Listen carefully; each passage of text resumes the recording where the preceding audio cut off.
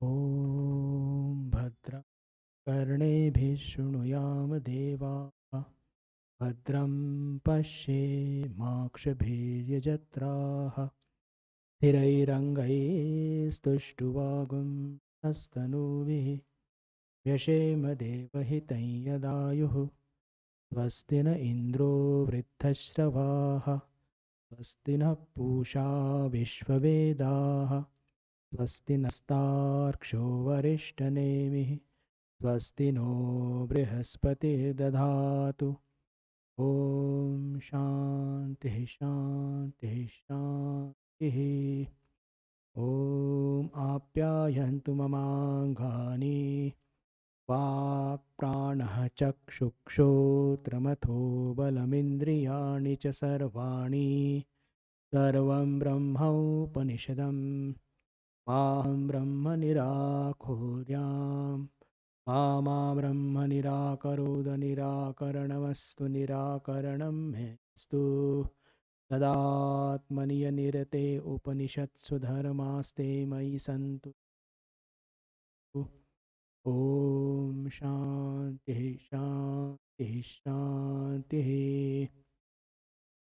स्थापकाय च धर्मस्य सर्वधर्मस्वरूपिणे अवतारवरिष्ठाय रामकृष्णाय ते नमः जननीं शारदां देवीं रामकृष्णं जगद्गुरुं पादपद्मे तयो श्रित्वा प्रणमामि मुहुर्मुहुः नमः श्रीयतिराजाय विवेकानन्दसूरये सच्चित्सुखस्वरूपाय स्वामिने तापहारिणे स्वामिने तापहारिणे.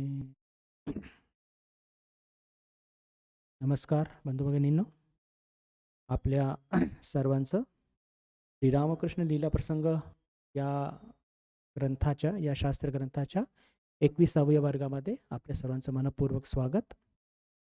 आजचं वर्ग आपण एका प्रश्नाच्या माध्यमातून सुरू करूया. एका भक्ताने विचारलंय की शास्त्र आपण लीला प्रसंग वाचत आहोत, तुम्ही उपनिषदांचं हे जे शांती पाठ असं पठण किंवा याचं चॅन्टिंग का करत असता.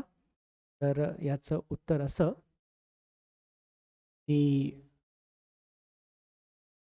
पहिल्याच वर्गामध्ये आपण ही चर्चा केली होती की लीला प्रसंग हा काही एक साधारण भगवान श्रीरामकृष्णाचे जीवनचरित्र नव्हे. ऋषी प्रवर शारदानंदजी महाराजांनी भगवान श्रीरामकृष्णांचं मन म्हणजेच एक साधकाचं मन, आणि तेही कसे साधक ज्यांनी आपल्या जीवनामध्ये संपूर्णपणे ब्रह्मज्ञानाची पूर्ण एक शेवटच्या टप्प्यापर्यंत जे पोहोचले आहेत, त्यांच्या मनाची स्थिती कशी असते, टप्प्याटप्प्यावरती काय काय होत असतं, या सगळ्या गोष्टीचा उलगडा या शास्त्र ग्रंथात आपल्याला वाचायला मिळत असतो. तर एका अर्थाने हे शास्त्र ग्रंथच आहे, एका अर्थाने नाही, शास्त्र ग्रंथच आहे. एका अर्थाने कशाला, आपण जेव्हा उपनिषद वाचतो बंधू भगिनींनो, तर उपनिषदमध्ये कसं असतं की ऋषी प्रवर सगळे हे काय करत असतात, हे आत्मतत्वाचे गोडवे गातात. आणि आत्मतत्व प्राप्त करून काय होणार आहे, किंवा आत्मतत्वाचे काय काय सगळे ज्याला म्हणतो की तटस्थ लक्षण, स्वरूप लक्षण वगैरे सगळ्या गोष्टी टेक्निकल सांगत असतात आपल्या. पण तो जो प्रवास असतो आणि त्या प्रवासामध्ये मनाची स्थिती कशी कशी होत जाते, म्हणजे नेमका आपला अनुभव काय असतो, किंवा आपल्याला त्या प्रवासामध्ये काय काय घडणार आहे, ह्या गोष्टी कुठे सापडत नाही. आणि या शास्त्र ग्रंथामध्ये या लीला प्रसंगामध्ये त्या सर्व गोष्टी आपल्याला बिलकुल, ज्याला म्हणतो की मनाची स्थिती कशी असली पाहिजे, हे बिलकुल ठाकूर पदोपदी सांगतात. अनेकदा पहा, वचनामृतमध्ये आपण एक वाक्य वाचतो की माझं पण असं झालं होतं, माझं पण असं झालं होतं. म्हणजे साधकाची जशी जशी उन्नती होत जाते तशी तशी त्या स्थिती ठाकूर त्या गोष्टींना पावती देत आहेत की हो हो तुझी प्रगती नक्कीच होत आहे. काय होत असतं की हे आपला आध्यात्मिक प्रवास जर बघितलं बंधू भगिनींनो, तर आपल्या शरीर आणि मनाला घेऊन असतो. बंधन आणि मुक्ती ह्या दोन गोष्टी नेहमी मनाच्या संदर्भात त्याची चर्चा केली जाते. मी असं का बोलतोय? कारण की आत्मा हा नेहमी मुक्त असतो. तो कधी बंधनात नव्हता. तो कधी नव्हता, बंधनात नाही आहे आणि कधी नसणार सुद्धा. तर मग जर असं आहे, तर मग मुक्ती कशाची आणि बंधन कशाचे? हा जर प्रश्न असेल, तर या सर्व गोष्टी मनाच्या संदर्भात बोलल्या जातात. आज आपल्याला ते बंधन अनुभवत म्हणजे आपण जर आत्मा आहोत, तर आपल्याला बंधन का जाणवतंय? त्या मनामुळे. आणि जशी-जशी आपली प्रगती होईल, तो अज्ञानाचा पडदा जसा-जसा झिरझिरा होईल, तसं-तसं ते ज्ञान प्रगट होईल. तर उपनिषदांमध्ये बिलकुल ज्याला म्हणतो, की जी फ्लाइट आहे, एकदम जणू काही कोल्हापूरहून सुरू झाली आणि थेट मुंबईला जाऊन धडकते.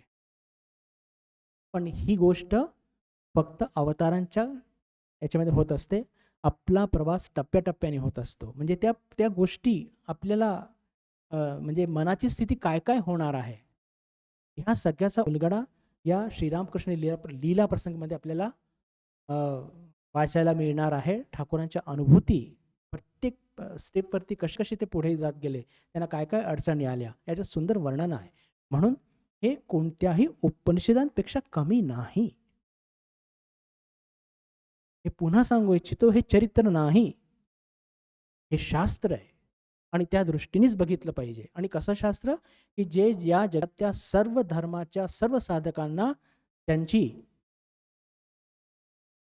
त्यांना प्रगतीमध्ये सहाय्य करणार आहे. सर्व धर्माचं कशाला? कारण की आता कोणी ख्रिश्चन असो की मुस्लिम असो की अजून कोणत्या धर्माचा असो, प्रत्येकाकडे मन आहे. प्रत्येकाचं मन आहे म्हणजे काय? तो अज्ञानात आहे आणि त्या अज्ञानाच्या पलीकडे तो जाऊ इच्छितो. फक्त ठाकूरांनी हिंदू धर्म ही पद्धती अवलंबन केली आहे. पण हे ऋषी प्रवर शारदानंदजी महाराज म्हणतात, की हे पुस्तक मी का लिहिलंय, हे शास्त्र का लिहिलंय, की जगातल्या सर्व धर्माच्या साधकांना त्यांच्या प्रगतीमध्ये हे शास्त्र सहाय्यभूत हो. का? कारण की संपूर्ण गोष्टी मनाला घेऊनच इथे ऋषी प्रवारांनी सांगितलेली आहे. म्हणूनच अ, या शास्त्रग्रंथाचं एक स्टेटस म्हणूया आपण, अ, मनापेक्षा नाही, कमी नाही. अच्छा, क्षमा करा, शास्त्रापेक्षा कमी नाही. म्हणूनच मी ते उपनिषदांचे मंत्र पाठ करत असतो. प्रश्न विचारणाऱ्यांचं मनःपूर्वक कौतुक. आता पुढे जाऊया आपण. जिथे मागच्या वेळेस आपण थांबलो होतो, श्रीरामकृष्ण लीला प्रसंग आणि साधक भाव आणि साधक भावाची चर्चा करत असताना आपण आत्तापर्यंत जे काही चर्चा केली त्याचा एक धावता आढावा घेऊन मग पुढे जाऊया.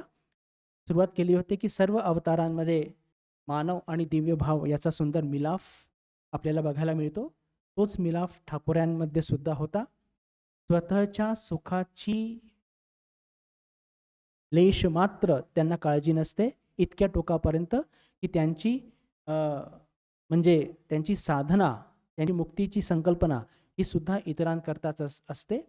अवतारांना सुद्धा संयमाचा अभ्यास करावाच लागतो. असं बिलकुल गृहीत धरू नये की त्यांना संयमाचा अभ्यास करावा लागत नाही. वासना त्यागासाठी नेहमी ठाकूर प्रोत्साहित का करत होते? सारखे-सारखे सांगायचे की हो माझंही असं झालं होतं. म्हणजेच की त्यांना सुद्धा या सगळ्या गोष्टींमध्ये या सगळ्या गोष्टींना सामोरे जावं लागलं होतं. अवतारांच्या जीवनामध्ये हे 2 पातळीवरती जगत असतात, व्यावहारिक आणि दिव्य. आपण फक्त व्यावहारिक स्तरावरती जगत असतो आणि आपण व्यावहारिक स्तरावरती जगत असताना त्यांना कोणत्याही प्रकारचा संग्राम, संघर्ष, साधना करावी लागली नाही, असं म्हणणं योग्य होणार नाही. जेव्हा आपण त्यांच्या पातळीवरती पोहोचू, तेव्हा आपल्याला समजेल, की त्यांची साधना म्हणजे ती सोंग होती. पण आज तसं म्हणणं ते योग्य होणार नाही. शेवटचा पॉईंट जो वेळेस चर्चा केली होती की भगवान श्रीरामकृष्ण आपला अवतार, क्षमा करा, आपला हे भाव जो उदार सर्वसमावेशक आहे, तो किती सुंदर हळुवार पद्धतीने खूप धीर ठेवून प्रेमाने आपल्या भक्तांमध्ये ते रुजवायचे.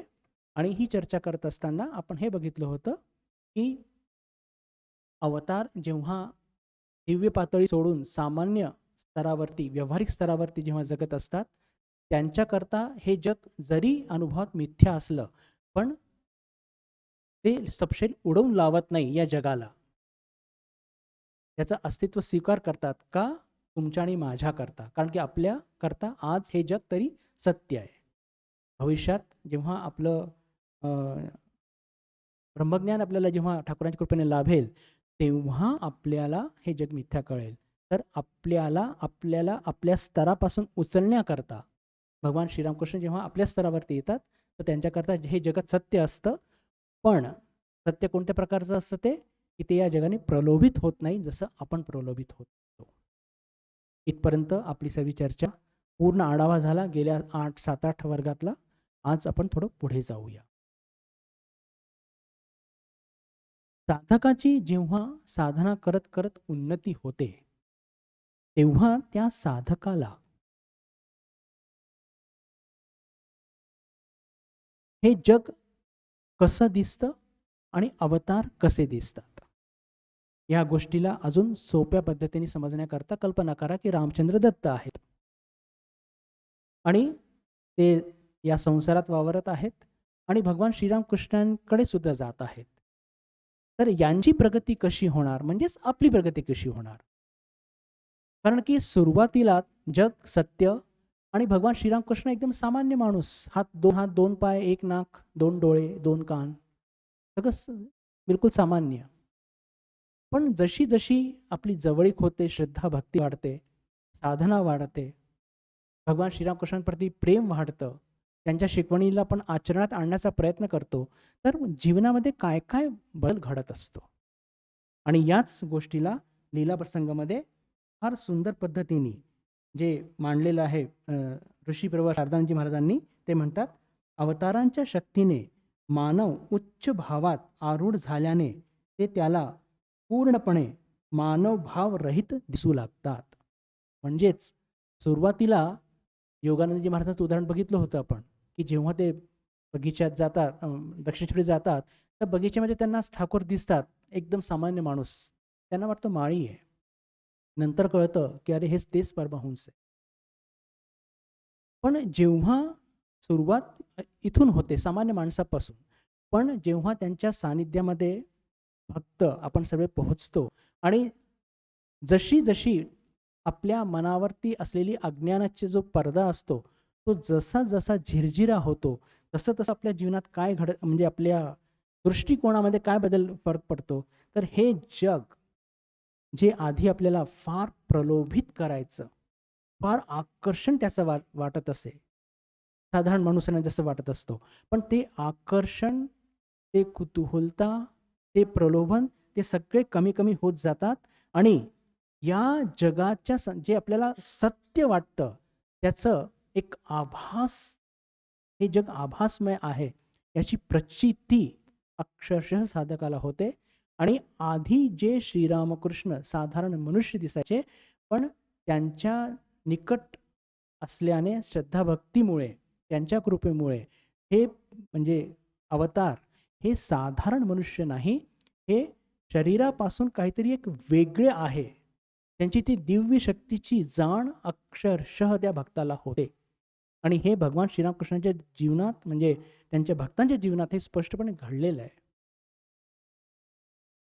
जशी जशी प्रगती होते, हे जग आपल्याला आज इतकं सत्य वाटतंय, आपल्या डोळ्याने पण बघत आहोत आणि आपण साधारण असल्यामुळे प्रलोभित सुद्धा होतो. आकर्षण आहे, खूप कुतूहलता आहे. पण जेव्हा जेव्हा आपली प्रगती होते ईश्वराच्या कृपेने, पहा त्यांनी काय तो मुद्दा जो उचललाय की अवतारांच्या शक्तीने मानव उच्च भावात आरूढ झाल्याने ते त्याला पूर्णपणे मानवभाव रहित दिसू लागतात अवतार, की ते मानवाचं सांगाडं त्यांनी घेतलेलं आहे, पण ते मानव नाही आहेत. आणि हे जग कसं दिसतं? हे दिसतंय, पण हे आभासमय आहे. शास्त्रामध्ये याची फार सुंदर एक उपमा दिलेली. हे जग आभासमय म्हणजे नेमकं काय असतं? शास्त्र सांगतं, की जेव्हा आत्मज्ञान प्राप्त होतं, ब्रह्मज्ञान प्राप्त होतं, तेव्हा जशी आपण सावली बघतो की नाही आपली स्वतःची. जर दुपारी 11 वाजता 12 वाजता खूप चांगलं ऊन आहे आणि आपण कुठे जर उभं राहिलं, तर आपली सावली पडते. बघा सावली दिसते, पण सावलीला पकडू शकतो का? नाही पकडू शकत. सावली आहे, पण तिला पकडू शकत नाही आणि सावलीचं अस्तित्व कसं आहे? आपल्या अस्तित्वावरती आधारित आहे. जर आपण तिथून सावलीत म्हणजे ती सावली सोडून आपण एखाद्या वृक्षाच्या सावली खाली गेलो, तर ती सावली निघून जाते. तर ईश्वराच्या अस्तित्वामुळे या जगाला अस्तित्व आहे, त्याला स्वतःचं अस्तित्व नाही. हे आभासमय आहे. छायासम खूप सुंदर शब्द वापरलेला आहे. छायासम म्हणजे तुम्ही आपण स्वतःच्या सावलीला बघतो, पण तिचं अस्तित्व नाहीये. काय माया आहे बघा. बघतो, दिसत आहे, पण पकडू शकत नाही. बघतो, दिसतो, अनुभव घेत आहोत, की अरे हे आहे, ही सावली आहे माझी. आपला पाठलाग करत असते ती. पण पकडायला तर पकडू शकतो का? नाही. आणि तिचं अस्तित्वच नाहीये. तर एक्झॅक्टली हे छायासम जग हे साधकाला प्रतीत होत, बिलकुल त्याच्या अनुभवात येतं. आणि जशी जशी प्रगती होते, जग कसं दिसतं? आभासमय. आणि ठाकूरांचा अनुभव कसा येतो, की हे नुसतं यांचं म्हणजे एक शरीर आहेत. हा सांगाडा यांनी ग्रहण केलाय. पण हे नक्कीच या शरीरापासून ही दिव्य विभूती ही वेगळी आहे, असा स्पष्ट अनुभव भक्तांना येत असतो. मागच्या वेळेस चर्चा करत असताना आपण एक फार महत्त्वाच्या मुद्द्याकडे वळणार होतो, पण वेळ नव्हता म्हणून त्याला पूर्ण करू शकलो नाही. आणि ते म्हणजे, की जेव्हा या प्रकारे भक्ताची प्रगती होत असताना भगवान श्रीरामकृष्ण त्यांची प्रगती कशी होत आहे, या संदर्भात ते बरेच म्हणजे सचेत असायचे, फारच सावध असायचे. आणि ते साधकाची कशी उन्नती होत आहे याच्याकडे त्यांचं एक फार बारीक लक्ष असायचं. आणि त्यांचा जो गुरुभाव पूर्वार्ध आहे, उत्तरार्ध आहे, त्याच्यामध्ये त्यांनी फार डिटेलमध्ये त्यांनी 4 प्रकारच्या पद्धती सांगितल्या. पण त्या 4 पैकी आपण फक्त क्षमा करा, चौथी पद्धत त्याचीच फक्त चर्चा करणार आहोत, कारण त्याचा संदर्भ लागलेला आहे. आणि तो काय संदर्भ आहे, की भगवान श्रीरामकृष्ण पहा, म्हणजे साधकाची उन्नती कशी होत आहे याची एक मोजमाप करण्याकरता आणि भक्तांच्या कल्याणाकरता ते साधारणपणे एक प्रश्न विचारायचे सगळ्यांना, की तुमचं माझ्याबद्दल काय मत आहे? आता आपण साधारण साधक आणि अशा प्रकारचे प्रश्न म्हणजे आपण जेव्हा विचारतो आपल्या मित्रांना किंवा आपल्या नातेवाईकांना गमतीमध्ये, म्हणजे नक्कीच सगळेजण हेच समजतात, की याला स्वतःची स्तुती करून घ्यायची आहे. आणि स्तुती सगळ्यांनाच आवडते. स्तुती ही सगळ्यांनाच आवडते. पण जेव्हा आपण हे लीला प्रसंग किंवा वचनामृत वाचतो आणि त्यात अधूनमधून हे प्रश्न जेव्हा पहिल्यांदा वाचतो, तर आपल्या मनात सुद्धा हा एक एक शंका घर करून जाते, की अरे ठाकूर सुद्धा हा प्रश्न विचारायचे. पण त्याच्या मागचा एक भाव त्यांचा किती उच्च होता, याची आपल्याला बिलकुल थोडी पण कल्पना येत नाही. पण जेव्हा लीला प्रसंग आपण खूप सूक्ष्मतेने वाचतो, तेव्हा लक्षात येतं, की भगवान श्रीरामकृष्णाचा या प्रश्नाच्या मागचा उद्दिष्ट केवढा मोठा होता, की तुमचं माझ्याबद्दल काय मत आहे? लीला प्रसंगामध्ये ऋषीप्रवर शारदानंदजी महाराज लिहितात, की काहींना त्यांनी बिलकुल पहिल्या वहिल्या भेटीतच विचारलं, की तुमचं माझ्याबद्दल काय मत आहे? पण ते कोणाला विचारलं, की ज्यांची येण्याबद्दलची सूचना ठाकूरांना आधीच मिळून जायची. नेमके ते कोण होते त्याचा फारसा उल्लेख मी खूप प्रयत्न केला पण सापडला नाही. पण सापडला तर मी तुम्हाला नक्की सांगेन. दुसऱ्या श्रेणीमध्ये असे लोक पडतात की जेव्हा ठाकूर काही निवडक भक्तांच्या बरोबर एकटे असायचे. निवडक म्हणजे त्यात कदाचित त्यागी पण असतील आणि त्यात गृहस्थ पण असतील. पण त्यांना ते काय विचारायचे, म्हणजे अशा म्हणजे बिलकुल सगळ्यांसमोर नाही, फार म्हणजे त्याला म्हणतो की एका प्रायव्हेट अशा कन्व्हर्सेशनमध्येच, व्यक्तिगत चर्चेचे तेव्हाच ते विचारायचे की तुमचं माझ्याबद्दल काय मत आहे. आणि पहिल्या भेटीत ते अजून नावं शोधत आहे. पण दुसऱ्या किंवा तिसऱ्या भेटीत अशा अनेकांना ठाकूरांनी विचारलंय की तुमचं माझ्याबद्दल काय मत आहे. आणि ठाकूरांचं वैशिष्ट्य असं बंधू भगिनींनो, की जेव्हा ठाकूर हे विचारायचे की तुमचं माझ्याबद्दल काय मत आहे, तर या प्रश्नाचं उद्दिष्ट काय होतं? ठाकूर काय स्वतःच्या स्तुतीने फार प्रसन्न व्हायचे? ठाकूर प्रसन्न तर व्हायचेच उत्तर ऐकल्यानंतर, आणि ते सगळे उदाहरणं जितके शक्य असतील आपण आज घेण्याचा प्रयत्न करू. आज जर पूर्ण झाले तर ठीक, नाही तर पुढच्या वर्गात सुद्धा हाच विषय कंटिन्यू करू.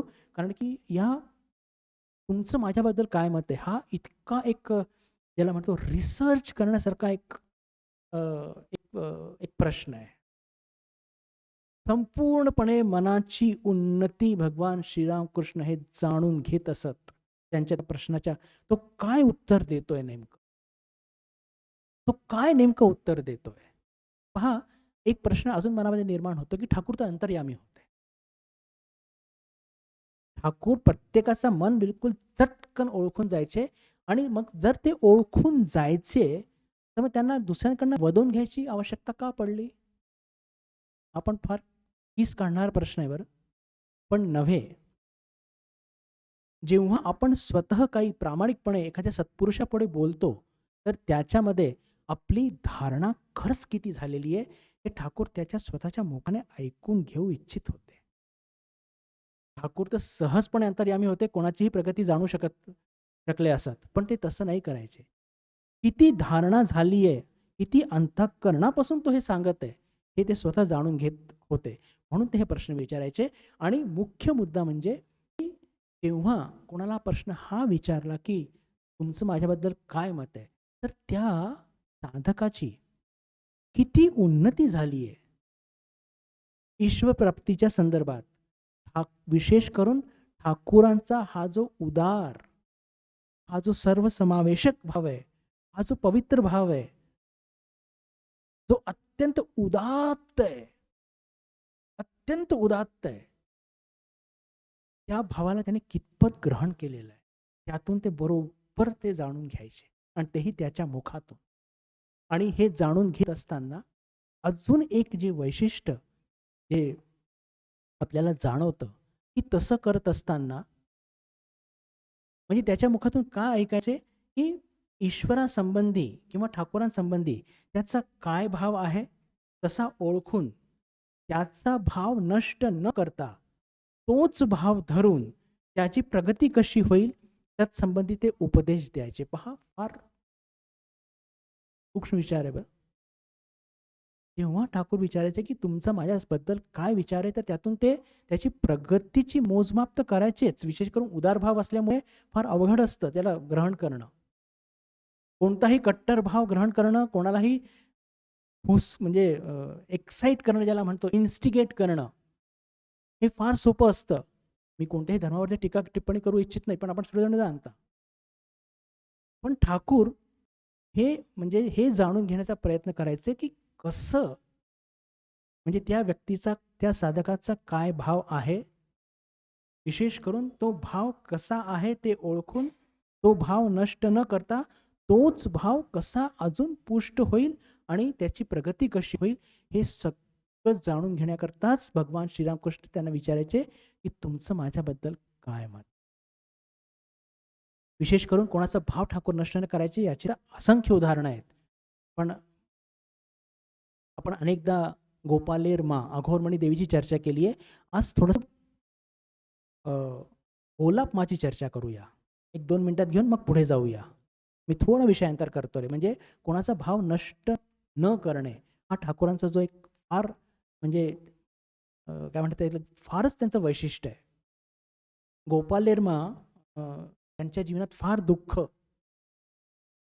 नवरा गेला, मुलगा गेला, मुलीचे लग्न केलं एका राजाशी, मुलगी पण गेली.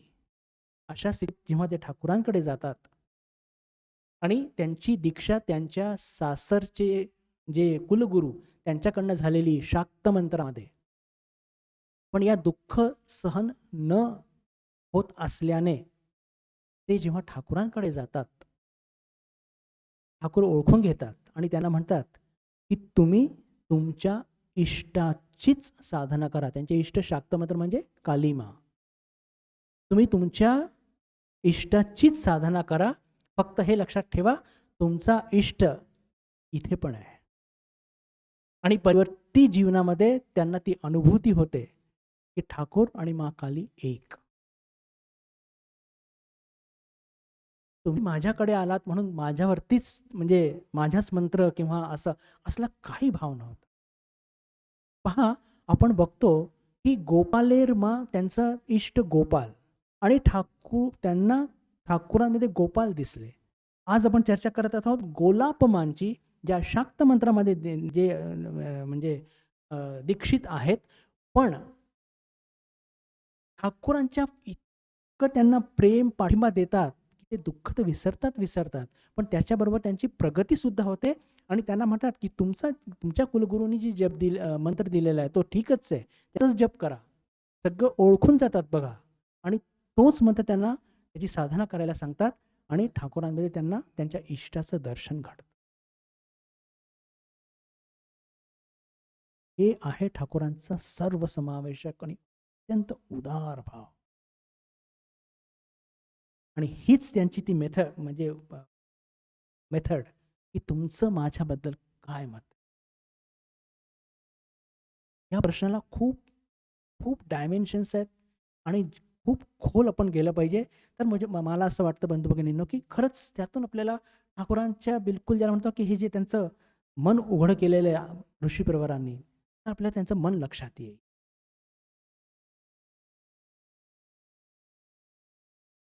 भगवान श्रीरामकृष्ण जेव्हा हे विचारायचे की तुमचं माझ्याबद्दल काय मत आहे,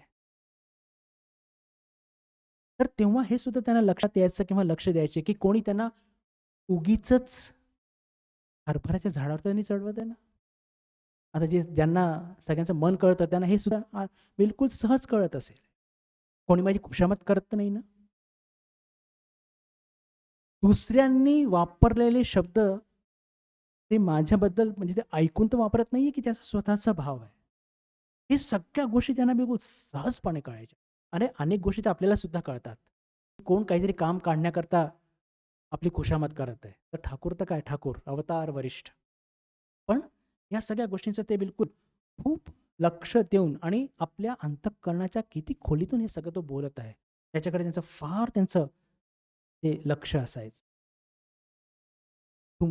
तुमचं माझ्याबद्दल काय मत आहे, त्या उत्तरातून ठाकूर त्यांची प्रगतीची मोजमाप, त्यांचा भाव हे का म्हणजे त्याचं म्हणजे मोजमाप करू शकत होते. तर याचं एक फार सुंदर एक्सप्लेनेशन ऋषीप्रवर शारदानंदजी महाराज आपल्या या ग्रंथामध्ये देतात. आणि ते म्हणतात की ठाकूरांना स्वतःच्या ठायी आध्यात्मिकतेचे अदृष्टपूर्व प्रगटीकरण झाल्याचे यथार्थपणे अनुभव होते. ठाकूरांना त्यांच्या शरीरामध्ये, त्यांच्या मनामध्ये आध्यात्मिकतेचे अदृष्टपूर्व प्रगटीकरण झाल्याचे यथार्थपणे त्यांना अनुभवात आले. म्हणजे ही वॉज अवेअर, त्यांना ती जाण होती. जसं आपल्याला प्रत्येकाला जाण आहे, पण ती जाण कशी आहे? अज्ञानात घडलेली. मी बुद्धानंद, मी कोल्हापूरला असतो, मी रामकृष्ण संघाचा एक एक मंक. हे काय आहे? या सगळ्यांच्या बाबतीत मी अवेअर आहे, पण हे सगळ्या कशा येतात? अज्ञानाच्या श्रेणीत येतात. पण ठाकूरांचं काय होतं? उदार सर्वसमावेशक आणि तो अनंत, नित्य बुद्ध शुद्ध मुक्त सच्चित आनंद, तो भाव पूर्णपणे प्रकट झालाय, याची त्यांना बिलकुल सेल्फ अवेअर, त्याची त्या अवेअरनेस त्यांना हो. एक पुढे आणि ठाकूरांचं करुणा बघा, की पहा जे सर्वसमावेशक म्हणजेच प्रत्येक जीवामध्ये मीच आहे, ही अनुभूती ज्यांना व्हायची, तर त्यांच्या मनात प्रश्न हे निर्माण व्हायचे, की अरे मी इतका आनंदी आहे, तर इतर हे सगळे दुःखी का? अज्ञानामुळे दुःखी आहे. तर त्यांच्या मनात मग काय यायचं, की जोपर्यंत सर्व साधकांना जे त्यांच्याकडे यायचे, त्यांच्या मनामध्ये हा जो सर्वश्रेष्ठ आध्यात्मिक आदर्शाचा भाव ग्रहण करण्याचं सामर्थ्य स्वप्रेरणेने, मी शब्द काही काही उच्चारतो त्याच्यावरती जोर देतोय बरं, म्हणजे ठाकूरांचा हा जो एक सर्वसमावेशक अत्यंत पवित्र भाव एखादा साधक जोपर्यंत स्वप्रेरणेने घेत नाही, तोपर्यंत त्यांना शांती नाही मिळाली. करुणाचं टोक आहे बघा. स्वप्रेरणेने का? म्हणजे ठीक आहे, म्हणजे जसं एखादा लहान मुलगा आहे, तो आपल्या दोन्ही पायावरती उभा राहण्याचा प्रयत्न करतो आणि आई त्याला मदत करते सुरुवातीला. पण मग नंतर आई काय विचार करते, की नाही, त्यांनी स्वतःनी आपल्या पायावरती तो उभा राहायला पाहिजे. सुरुवातीला ती मदत करते, त्याला पकडते वगैरे. पण नंतर काहीतरी खेळणं खेळायला तो स्वतःच्या ताकदीवरती, स्वतःच्या इन्स्पिरेशननी तो पायावरती आपल्या उभा राहण्याचा प्रयत्न करतो. तर जोपर्यंत हा जो ठाकूरांचा जो हा अदृष्टपूर्व अनुपम हा जो भाव आहे, जोपर्यंत स्वप्रेरणेने तो साधक घेण्याचा प्रयत्न करत नाही, तोपर्यंत ठाकूर शांतीने बसायचे नाही आणि त्याला उपदेश करायचे. उपदेश करायचे म्हणजे कसं? त्याचा जो भाव आहे, तो भाव पुष्ट झाला पाहिजे. गोलापमा तुमचा मंत्र ठीकच आहे, तुम्ही त्याच मंत्राची साधना करा आणि फक्त तुमच्या इष्टाला इथे बघा आणि वरतून जेव्हा तुम्ही इथे येता, तर माझ्याकरता काहीतरी खायला घेऊन येत जा. वंडरफुल.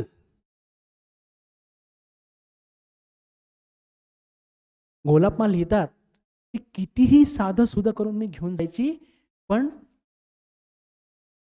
ते सगळ्यांसमोर माझ्याकडनं घेऊन मिटक्या मारत खायचे आणि मनःपूर्वक कौतुक करायचे.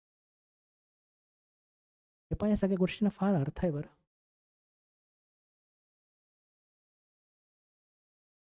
कारण त्यातून त्या भक्तांना ठाकूरांप्रती प्रेम निर्माण व्हायचं.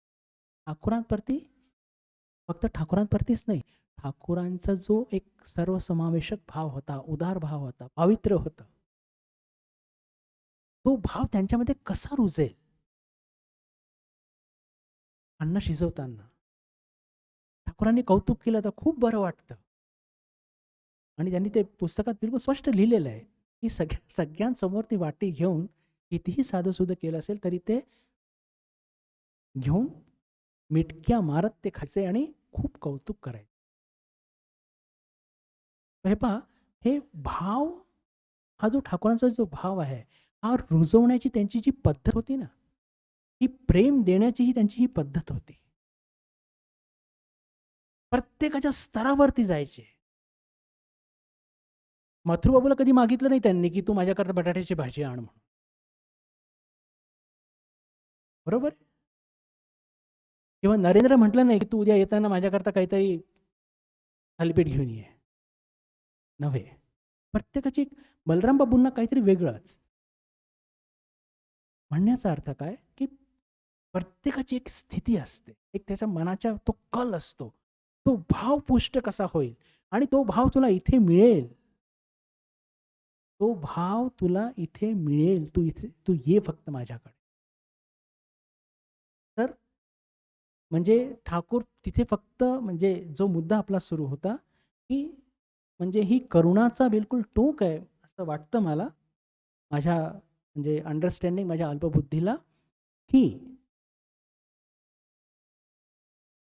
जो ठाकूरांचा हा जो भाव आहे, या भावाची सूक्ष्मता जोपर्यंत स्वप्रेरणेने, या शब्दाकडे मी मुद्दाम भर देतोय बरं, जोपर्यंत प्रेरणेने तो भाव ग्रहण करण्याचा प्रयत्न करत नाही तोपर्यंत ठाकूर शांत बसायचे नाही. त्याला त्याचा भाव पुष्ट होण्याकरता उपदेश द्यायचे, विभिन्न मार्गाने त्याला इन्स्पायर करायचे. आणि या सूक्ष्म गोष्टी आपल्याला समजल्या पाहिजे. पुढे अजून लिहितात की ही शक्ती ठाकूरांना प्राप्त कुठनं झाली, मनाची एवढी सूक्ष्मता कुठनं प्राप्त झाली. तर ते लिहितात की दीर्घकालीन अलौकिक आणि अमानवीय तपस्या, ध्यान व समाधीमुळे त्यांच्या मनामध्ये अभिमान आणि अहंकार पूर्णपणे नष्ट झाला होता. ही शक्ती त्यांना का प्राप्त झाली की त्यांची जी अमानवीय, पुढे शब्द लिहितात अलौकिक, की जे सामान्य माणसाला शक्य नाहीये अशी त्यांची जी साधना, तपस्या जी त्यांची होती, त्या समाधीमुळे त्यांचा अभिमान आणि अहंकार पूर्णपणे नष्ट झाला. आणि अहंकार आणि अभिमान नष्ट झाल्यामुळे त्यांच्या मनामध्ये भ्रम आणि प्रमाद याची शक्यता पूर्णपणे लुप्त झाली होती. याचाच अर्थ काय की ज्यांना अभिमान असतो, ज्यांना अहंकार असतो, त्यांना भ्रमी असतो, त्यांना प्रमादी असतो. बरोबर? आपल्याला अभिमान आहे, आपल्याला अहंकार आहे, आणि म्हणून आपण भ्रमामध्ये पण आहोत आणि प्रमादात पण आहोत. साधना करू, उद्यापासून सुरू करू, उद्या काही येतच नाही. सगळ्यांची गत आहे बरं. तर म्हणण्याचा अर्थ काय की त्यांच्या ती अलौकिक अमानवी तपस्येमुळे, साधनेमुळे त्यांचा अहंकार, अभिमान पूर्णपणे लुप्त झाला होता. त्यांच्या मनामध्ये भ्रम आणि प्रमादाची शक्यता पूर्णपणे लुप्त झाली होती. आणि त्यातून त्यांना अखंड स्मृती आणि अनंत ज्ञान प्रकाश, त्यांच्या याची अखंड स्मृती आणि अनंत प्रकाश त्यांच्या अगदी आतून निघत आहे याची अनुभूती त्यांना झाली होती.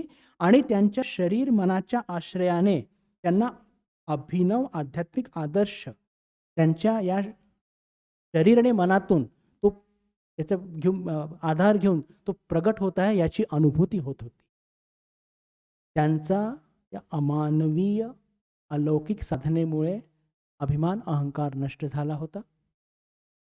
भ्रम, प्रमादाची शक्यता पूर्णपणे गेली होती.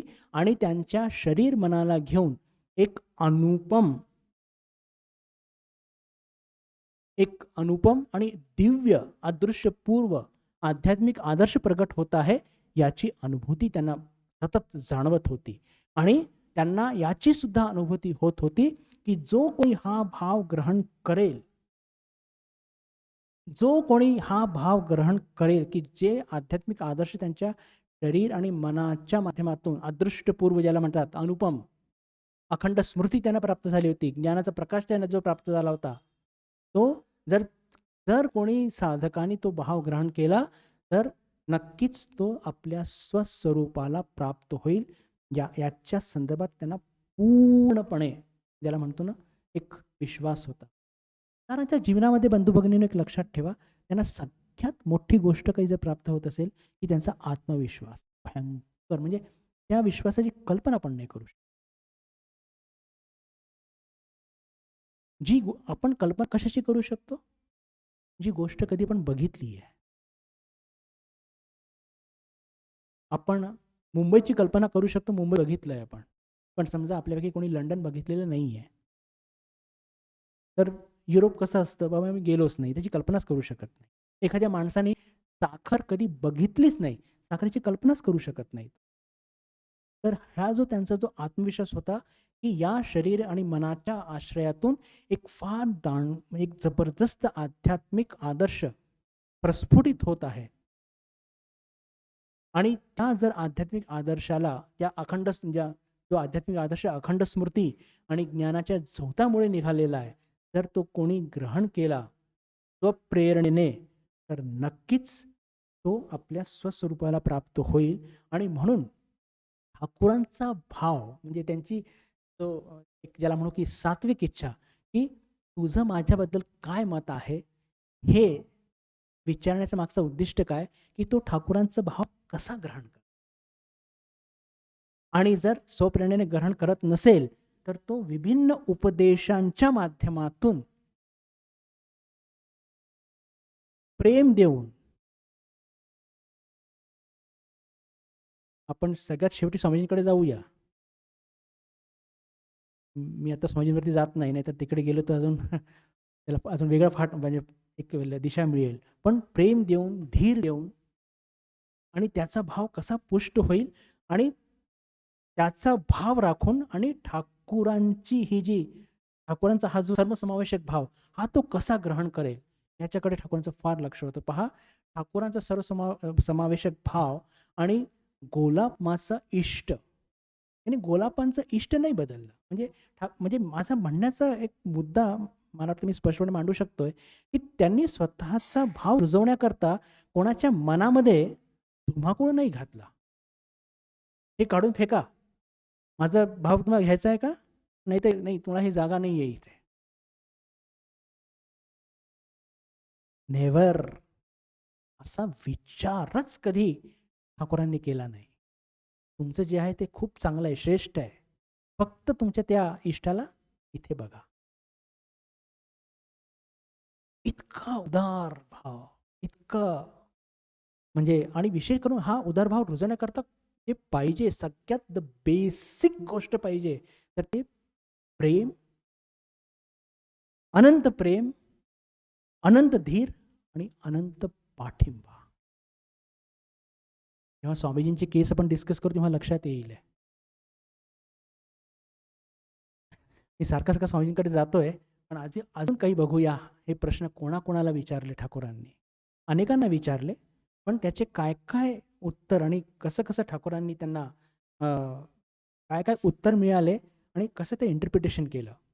तर भगवान श्रीरामकृष्णांकडे जेव्हा ते विचारायचे तर अनेक लोकांना त्यांनी हे प्रश्न विचारले, दुसऱ्या तिसऱ्या भेटीत किंवा अजून काही काळानंतर त्यांना विचारले.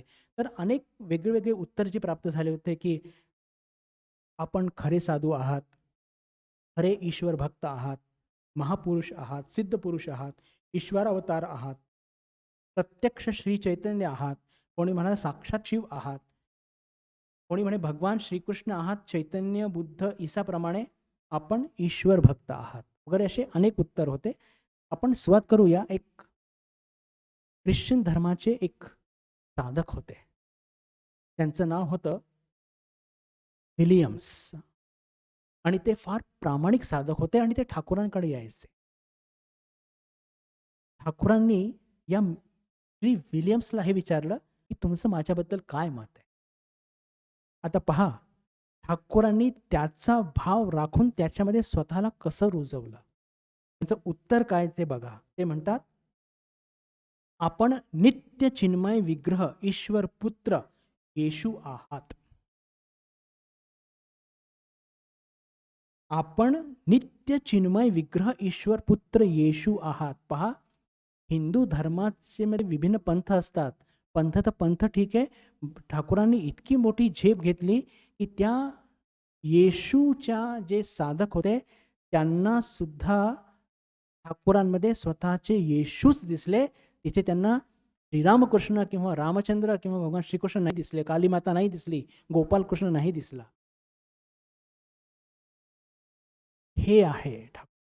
आणि त्यातून जेव्हा खूप प्रसन्न होतात ठाकूर, आणि म्हणजे जे इंटरप्रिटेशन जे आपल्याला वाचायला मिळतं की त्या साधकाची, म्हणजे जर तुम्ही येशू आहात असं म्हटल्यानंतर ठाकूरांना हे लागलीच कळलं की याची बरीच म्हणजे हा अवताराला समजू शकतोय,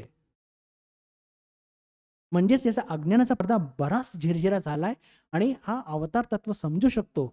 स्वतःच्या इष्टाला याच्यामध्ये तो बघू शकतो. याचाच अर्थ की याचा भाव सुद्धा उदार आहे आणि स्वतःच्या ज्या इष्टाप्रती त्याची निष्ठा असल्यामुळे तो या शरीरामध्ये त्या स्वतःच्या इष्ट म्हणजे येशूलाच बघत आहे. म्हणून म्हणतो बंधू भगिनींनो की खरंच हा जो प्रश्न आहे की तुमचं माझ्याबद्दल काय मत आहे, त्याला खूप महत्त्व आहे. आणि विशेष करून मी शक्य तितकी उदाहरण गोळा केलेत, पण म्हणजे किती त्यात वर्ग जातील काही सांगता येत नाही. पण यातून ठाकूरांचा जो खरा भाव आहे तो बिलकुल स्पष्टपणे, आणि विशेष करून ते कसे प्रगती मोजत आहेत साधकाची. आणि जर त्यांना असं वाटत असेल की नाही याला अजून काही म्हणजे उपदेश द्यायची आवश्यकता आहे, तर किती प्रेमाने त्याला बिलकुल हळूवारपणे ते दिशा देतात आणि जे काही बदल घडवतात ते प्रेमानेच. गोलापाचं उदाहरण बघितलंच आपण.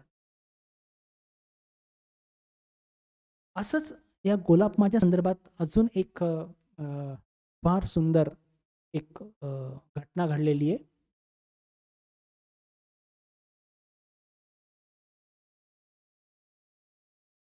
28 जुलै 1885 रोजी दक्षिणेश्वरहून ठाकूर येतात कलकत्त्याला आणि कलकत्त्याला आल्यानंतर ते भेट देतात सगळ्यात आधी नंद बसूंच्या घरी, त्याच्यानंतर गोलापमांच्या घरी जातात, त्याच्यानंतर गणूच्या आईच्या घरी जातात आणि सगळ्यात शेवटी बलरामांकडे जातात. कारण रात्रीचे 11 वाजलेले असतात. गोलापमाच्या घरी एक विशेष घटना घडते. ही गोलापमा म्हणजे त्या विधवा, त्यांची एक बहीण असते, त्या सुद्धा विधवा. आपल्या ह्या दोन्ही विधवा बहिणी राहत असतात माहेरी आपल्या भावंडांबरोबर.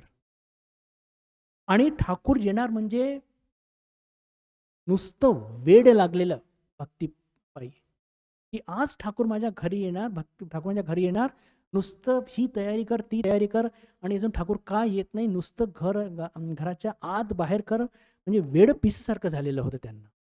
आणि उशीर होत होता म्हणून थोडासा प्रेमापोटी राग सुद्धा येत होता, की इतका उशीर होत चाललाय आणि समजा नाही आले तर. ही सगळी वर्णनं आहे वचनामृतमध्ये, नक्की वाचली असेल आपल्या सर्वांनी. पण ठाकूर येतात, थोडं उशिरा येतात आणि त्यांना बिलकुल अक्षरशः वेड लागलेला असतो आणि ठाकूरांशी बोलताना आलेल्या सगळ्या अनेक पाहुण्यांनी सुद्धा बोलवलं असतं. अनेक म्हणजे जवळपासचे लोक पण आलेले असतात ठाकूरांच्या दर्शनाला. त्यांच्या काही चहा नाश्त्याची सोय करायची वगैरे वगैरे सगळं पार विसरून जातात. त्यांची जी दुसरी बहीण असते मग बघते की ह्या तर नुसतं ठाकूरांशी बोलतच आहेत. त्या येऊन तक्रार करतात मोठ्या बहिणीला, की अगं ताई, माझ्या एकटीकडनं सगळं काही होणार आहे का? तू ये मदतीला. याच्या पुढे थोडंसं अजून काही घडतं, पण त्याची आवश्यकता आता नाहीये. मी तिथेच थांबतो. आणि आता आपण जाऊया. ठाकूर जातात गोलापमाच्या घरून गणूच्या आईकडे. गणूच्या आईकडनं जातात ठाकूर बलराम बसूंच्या घरी. तिथे मास्तर महाशय पण आहेत आणि तो संवाद आता लक्ष देऊन ऐका. ठाकूर म्हणतात, त्या गोलापकडे सगळे लोक किती सरळ होते नाही. मास्तर महाशय म्हणतात की महाराज, मला भगवान ख्रिस्तांच्या जीवनातली एक घटना आठवते. म्हणे काय? भगवान ख्रिस्त 2 बहिणी मार्था आणि मेरी त्यांच्या घरी जातात आणि त्याच्यापैकी एक बहीण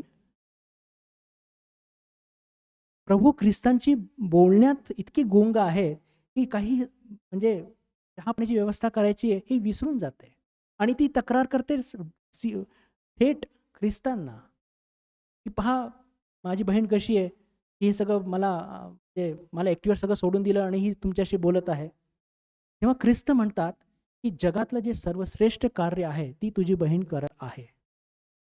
ही घटना बायबलमध्ये नोंदवलेली आहे. आणि या घटनाचा हाच संदर्भ देऊन मास्तर महाशय म्हणतात ठाकूरांना, महाराज, मला त्या घटनेची आठवण झाली.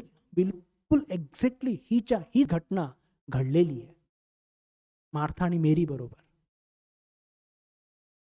ठाकूर काय विचारतात, तुमचं काय मत आहे? इथे प्रश्न थोडा वेगळा आहे. प्रश्न थोडा वेगळा आहे. म्हणजे ठाकूरांनी बिलकुल थेट विचारलं की तुमचं काय मत आहे, मग तुमचं काय म्हणणं आहे? मास्तर महाशय म्हणतात, मी ते जसंच्या तसं लिहून आणलेलं आहे. येशू ख्रिस्त, चैतन्य आणि आपण एकच व्यक्ती आहात. येशू ख्रिस्त, चैतन्य आणि आपण एकच व्यक्ती आहात. उत्तरामध्ये ठाकूर म्हणतात, एक एक खरोखरच एक. दिसत नाही का की तो जणू, तो म्हणजे ईश्वर, तो ईश्वर जणू या इथे या अशा तऱ्हेने राहत आहे. पहा, या घटनेमध्ये जिथे मास्तर महाशयांनी पण जे उत्तर दिलं त्यातून त्यांची प्रगती आणि ठाकूरांनी स्वतःचा अवतारत्व स्वीकार केल्याची पावती सुद्धा.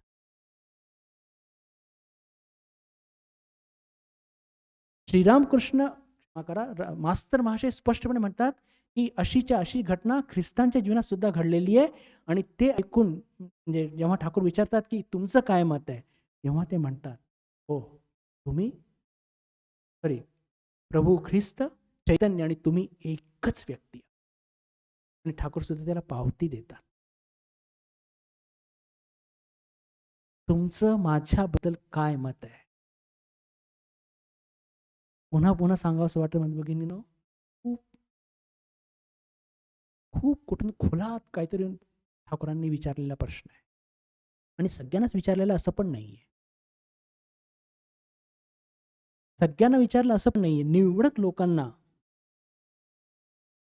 जेव्हा ते व्यक्तिगत चर्चा करत असताना तेव्हाच त्या विचारल्या आणि त्यातून त्या व्यक्तीचा भाव काय आहे, त्याची प्रगती कशी होत आहे, तो सर्वसमावेशक भाव ग्रहण करू शकत आहे की नाही स्वप्रेरणेने. आणि त्या हे सगळं जाणून त्याला उपदेश, त्याला मार्ग दाखवायचे. ठाकूर कधी कधी सांगायचे पहा की तू अमुक अमुक भक्ताला जाऊन भेट बरं त्याच्या घरी. असं का सांगायचे मला हे बिलकुल म्हणजे स्मरणात असेल. अनेकदा ठाकूर सांगायचे. सुबोधानंदजी महाराजांना पाठवलं होतं की तू मास्टर माशाकडे जा. शारदानंदजी महाराज जेव्हा नवीन नवीन आले होते त्याला म्हटलं की तू जाऊन नरेंद्रला जाऊन भेट.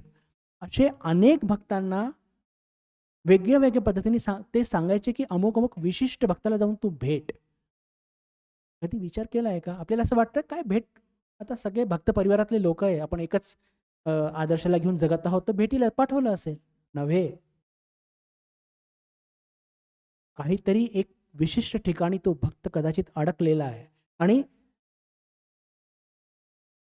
त्याचा जो जिथे तो अडकलेला आहे तिथून त्याला उचलायचं आहे. काहीतरी उपदेश त्याच्या आधी दिलेला आहे आणि त्याचा भाव अजून पुष्ट होण्याकरता विशिष्ट भक्ताला विशिष्ट भक्ताकडे जाण्याकरताच ते सांगतात. And that is Shri Ramakrishna, is भगवान श्रीरामकृष्ण. एक सुद्धा शब्द उगीच नाही उच्चारण गेल्या ठाकूरांच्या मुखात. प्रत्येक त्यांच्या उपदेशाच्या मागे एक खूप मोठी काहीतरी एक योजना आहे, फक्त ती शोधायची आहे. विशिष्ट व्यक्तीलाच का उपदेश दिला जातो की तू यांना जाऊन भेट, त्याला जाऊन भेट, तुम्ही माझ्याकरता काहीतरी घेऊन या, तुमच्या हातातून खायची इच्छा होते. तुमचं चर्चा सुरू आहे, तुमचं माझ्याबद्दल काय मत आहे. आता पुढचं उदाहरण घेऊया.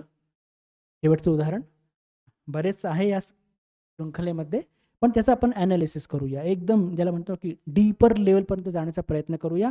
त्यातून आपल्याला सुद्धा कळेल की खरंच की भगवान श्रीरामकृष्ण किंवा असं म्हणतात की अवताराच्या जीवनातला एक श्वास सुद्धा स्वतः करता नसतो.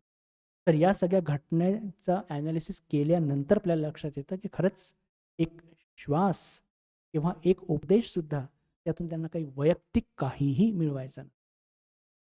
रादर हा विचारच अत्यंत हलक्या दर्जाचा आहे. रामचंद्र दत्त सुरुवातीचे काही काळ त्यांचं येणं जाणं सुरू झालेलं आहे. त्यांना व्यक्तिशः चैतन्याबद्दल खूप प्रेम आहे. तर ठाकूर त्यांच्याशी चैतन्याबद्दलच जास्त चर्चा करतात सुरुवातीच्या काळी. आणि मग मध्ये मध्ये रामचंद्र दत्त ते सुद्धा येऊन दक्षिणेश्वरी तिथे राहत असत. आणि चैतन्य चरितामृत म्हणून ते पुस्तक आहे त्यांचं चरित्र, त्याचं पाठ करत ठाकूर ऐकायचे आणि हे वाचायचे. त्याच्यावरती ठाकूरांनी जे काही बोलायचं ते सांगायचे. एक दिवशी रात्री हे चैतन्य चरितामृत याचा पाठ चालू असताना अचानक रामचंद्र दत्तांना काय होतं काय माहीत, अचानक ते ठाकूरांकडे एक टक लावून बघत असतात आणि यांना काहीतरी तंद्री लागलेली आहे. वाचन सोडून ते फक्त माझ्याकडे बघत आहेत. हे ठाकूरांनी बघितल्यानंतर लागलीच त्यांना विचारतात की का हो काय झालं. स्तब्ध झालेले रामचंद्र दत्त म्हणतात की ठाकूर, मला असं वाटतं की तुम्ही आणि चैतन्य एक. तुम्ही आणि चैतन्य एक. ठाकूरांनी पहा प्रश्न विचारला की कहो काय झालं, तिथे नाही विचारलं की तुमचं माझ्याबद्दल काय मत आहे. जेव्हा ते एक खूप असं डीप एक काहीतरी विचारात किंवा काय तर त्यांना काय कोणती अनुभूती होती त्याचं काही इथे आपल्याला मेन्शन नाही मिळत, पण त्या डीप त्या एका विचारांमध्ये जेव्हा ठाकूर की कहो म्हणजे वाचत का नाही आहे, म्हणजे अल्टिमेटली माझ्याबद्दल काय मत आहे. तर तेव्हा काय म्हणतात रामचंद्र दत्त, तेव्हा रामचंद्र दत्त तेच म्हणतात की मला असं वाटतं की तुम्ही आणि चैतन्य हे एक. त्यांच्या मनामध्ये आधीपासूनच चैतन्याप्रती प्रेम होतं ना, ते प्रेम कसं मल्टिप्लाय होईल याचीच काळजी ठाकूरांना. आणि ते स्वप्रेरणेने झाली पाहिजे. ती प्रेरणा जागृत करायची आणि जर ती जागृत होत नसेल तर मग काहीतरी उपदेश करायचे. उपदेश पण असा की त्यात कोणत्या प्रकारची बळजबरी नाही, त्याच्यामध्ये प्रेम आहे.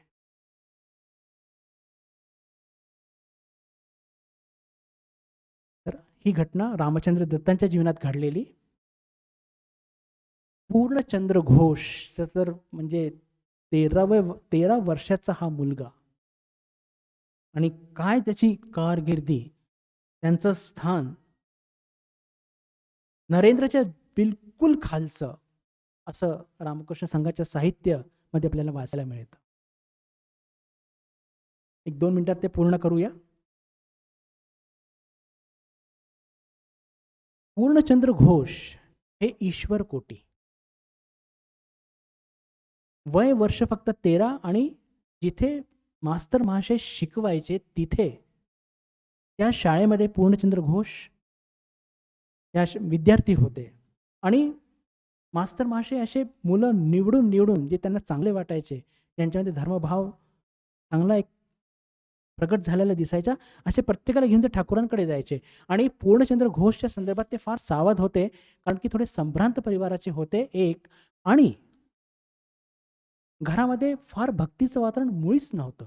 जर एखाद्या सत्पुरुषाकडे घेऊन गेले आहेत मास्तर महाशय, हे जर घरी त्यांना कळलं असतं तर कदाचित त्यांना शाळेतूनच काढलं असतं. इतके विधर्मी किंवा अशा प्रकारचे ते लोक होते, किंवा काहीतरी त्यांचा अपमान झाला असता मास्तर महाशयचा पण आणि त्या मुलाचा पण. म्हणून शाळेचा बरोबर तो असा एक संधी काळ शोधून ते घेऊन येतात ठाकूरांकडे. ठाकूर पहिल्या भेटीतच त्याला ओळखतात आणि त्याच्याबद्दल म्हणतात की पूर्ण हा नारायणाच्या अंशातून याचा जन्म झालेला आहे, तत्वगुणी याचा आधार आहे, आणि त्याला खाऊ घालतात पहिल्या भेटीमध्ये. आणि मग बिलकुल काही 2-3 दिवस जातात, त्यांचं हृदयामध्ये इतकी एक प्रबळ, त्याला म्हणतो एक सात्विक इच्छा प्रकट होते की काहीतरी पूर्णशी भेटायचं आहे. ते जातात बलराम बाबूंच्या घरी, कारण तिथून त्याची शाळा जवळ असते. मास्तर महाशय त्याला घेऊन येतात त्या शाळेच्या वेळेमध्ये. दुसरी भेट लक्षात ठेवा. भेट झाल्यावर ठाकूर विचारतात की का रे, तुला मला बघून काय वाटतं? अरे, तुला मला बघून काय वाटतं? उत्तर ऐकण्याच्या आधी पुन्हा सांगू इच्छितो, वय वर्ष 13. पूर्ण उत्तर देतात, आपण साक्षात भगवान आहात, प्रत्यक्ष ईश्वर आहात. आपण प्रत्यक्ष भगवान आहात, प्रत्यक्ष ईश्वर आहात. हे उत्तर ऐकल्यानंतर ठाकूर अतिशय प्रसन्न होतात. पुन्हा सांगू इच्छितो की अतिशय प्रसन्न स्तुती केल्याने नव्हे, यातून ठाकूर हे अंदाज बांधतात की जो सर्वोच्च अनुपम अदृष्टपूर्व आध्यात्मिक आदर्श त्यांच्या शरीर मनातून तो प्रकट झाला होता, त्याची ठीक ठीक जाण पूर्णचंद्र घोषला झाली. आणि विशेष करून इतक्या कमी वयामध्ये. दुसऱ्या भेटीमध्येच बलराम बाबूंच्या घरी त्यांची दीक्षा होते. सगळी वर्णन आहे. दुसऱ्या भेटीतच त्यांची ती, म्हणजे ते सांगतात की आपण साक्षात ईश्वर आहात, प्रत्यक्ष भगवान आहात. ठाकूरांना अतिशय आनंद होतो, तिने दीक्षा होते. ठाकूर दक्षिणेश्वरी जेव्हा येतात तेव्हा म्हणतात की पहा, या पूर्णची बुद्धी किंवा त्याचं वय किती कच्चं आहे अजून, पण त्याच्या दिव्य संस्कारांमुळे त्यांनी मला ओळखलं की मी कोण आहे. आणि त्याच्या स्तुतीमध्ये बरंच ते वाक्य सांगतात, बरंच काही ते बोलतात. तर बंधू भगिनीनो, तुमचं माझ्याबद्दल काय मत आहे हे फारसं, जितक्या आपण सहजतेने या प्रश्नाला घेतो तितकं सहज नाही आहे. अजून बरेच काही या संदर्भात चर्चा करणं गरजेचं आहे. पुढच्या वर्गात ते करण्याचा प्रयत्न करूया. आणि सगळ्यात शेवटी आपण जाऊया स्वामीजींवरती. ठाकूर म्हणायचे, अखंडाच्या घरातला मुलगा, ईश्वर कोटी, वीरेश्वर शिवाच्या अंशातून जन्म झालेला, सप्तऋषीमधला एक, नररूपी नारायण, तरी सुद्धा जितक्या लवकर इतर भक्तांनी ठाकूर अवतार म्हणून स्वीकार केलं, स्वामीजींनी तितक्या लवकर का नाही केलं? त्याचं उत्तर एकच आहे की ते it was a divine providence, ती दिव्य लीला होती. आणि त्याच्याकरता आपण अजून खोलात जाऊ. पण ते सगळ्यात शेवटी ज्या ज्या लोकांनी फार लवकर ठाकूरांना अवतार म्हणून स्वीकार केलेला आहे आणि त्याचा काय काय अर्थ आहे, आणि जर कोणी साधक कुठे जर थोडासा अडकला असेल तर कसं ठाकूरांनी त्याला कशा प्रकारच्या उपदेशांनी त्याला मार्ग दाखवला आहे, हे अजून पुढच्या वर्गात थोडी चर्चा करण्याची आवश्यकता आहे. ती करूया आणि मग पुढे जाऊया. आज आपण इथेच थांबूया. पुढच्या बुधवारी हा वर्ग होईल. ओम शांती शांती शांती. हरि ओम तत्सत. श्रीरामकृष्णार्पणमस्तु.